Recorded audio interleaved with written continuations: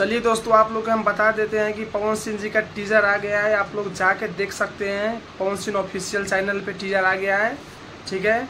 और रहा बात बैकग्राउंड का, तो आप देख सकते हैं कि अब हम आ रहे हैं गांव, फिर हम अपने गांव से न्यूज़ देंगे। और रहा बात आप लोगों का टीजर का, तो आप लोग जाइए टीजर देखिए। और बहुत जल्द गाना भी आएगा, यानी कि आज आप लोग को शाम तक या कल सुबह 6:30 बजे तक गाना आ जाएगा। कल सुबह गाना 6 बजे तक आप लोग को पूरा झकास मिलेगा। आप लोग देख सकते हैं पवन सिंह जी का टीजर आ गया है, एकदम बवाल है, मस्त है, सुपर, एकदम पवन सिंह जी का लुक है, एकदम डांसिंग, मतलब होता है ना डांस करने वाला होली सॉन्ग है। ऐसा होली सॉन्ग अभी नहीं आया होगा, सारा गाने का रिकॉर्ड तोड़ देगा।